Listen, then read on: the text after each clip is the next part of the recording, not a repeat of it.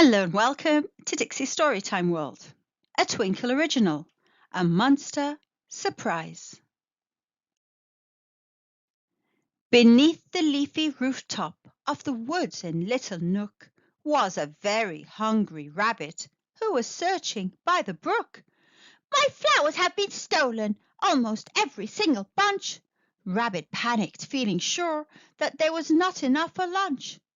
He saw a clump of fur between some sticks upon the ground, and he thought that he might know just where the culprit might be found. So Rabbit marched to Squirrel's house to find his precious food and to tell his friend that taking it was really rather rude. "Excuse me," shouted Rabbit, now with Squirrel in his sight. "I was really looking forward to my marigold delight. I know you took my flowers. Please return them right away." But it wasn't only Rabbit who was missing food that day. "My acorns have been stolen," Squirrel shouted with a cry, "and the villain left a bite mark in my tree as they went by." The friends knew just one creature who would nibble on a tree, and they thought that they might know just where the culprit might now be. So on they marched to Beaver's house to find their precious food and to tell their friend that taking it was really rather rude. "Excuse me," shouted Squirrel, now with Beaver up ahead. "I was really looking forward to my toast with acorn spread. I know you took my acorns. Would you kindly give them back?" But it wasn't only Squirrel who was cross about a snack.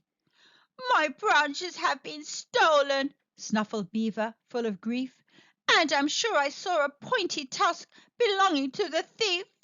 The friends knew just one creature with a tusk of any sort, and they thought that they might know just where the culprit might be caught.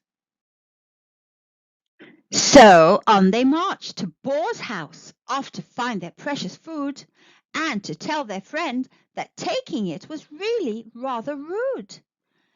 "Excuse me," shouted Beaver, now that Boar was in her view. "I was really looking forward to my branch and bramble stew. I know you took my branches, and I'd like them back unchewed." But it wasn't only Beaver who was longing for her food. "My berries have been stolen," snorted Boar, wide-eyed with shock.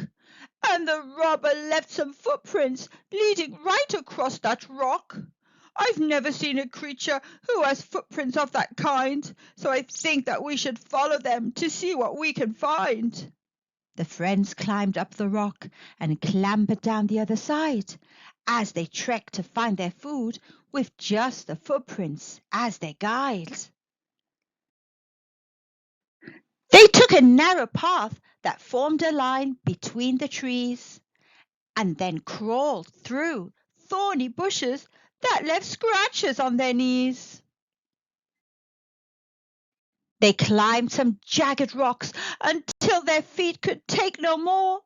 Then they came across a cave that had a boulder for a door. The boulder started moving, and the creature stood in fright as a silhouette inside began to shuffle into sight. "A monster!" Rabbit shouted as the friends all turned to flee. In the panic, Rabbit tripped, colliding headfirst with a tree. The monster's hand loomed down, and as it picked him up, he shook. There was nothing quite so scary in the whole of Little Nook. "Oh, please say you won't eat me," Rabbit begged with fearful eyes. "I would never eat a rabbit," laughed the monster with surprise. "Well, thank you," answered Rabbit as he brushed the dirt away, and the friends were all relieved to see that Rabbit was okay. The monster mumbled shyly as it bent down on one knee. "I was hoping that you all would like to join me for some tea." The monster clicked its fingers, and the glowworms shined their lights on the most amazing party full of wonderful delights. "Our missing foods," said Rabbit. Now the monster's plan was clear, and the creatures all said sorry for reacting with such fear. "Please join me," said the monster as it headed for the seats. "You can help yourself to cups of tea and lots of yummy treats." When Rabbit's little tummy brimmed with marigold delight, and when all the toast had gone, with no more acorn spread in sight, when Boar was full of berries and the stew was at an end, they all thanked the gentle monster, who was now their brand new friend. The end.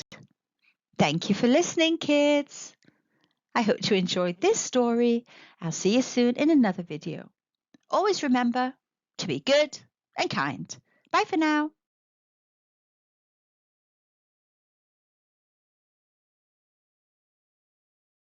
Thanks for watching and listening. Enjoy more stories at Dixie's Storytime World on YouTube. We're also available on the Kids YouTube app.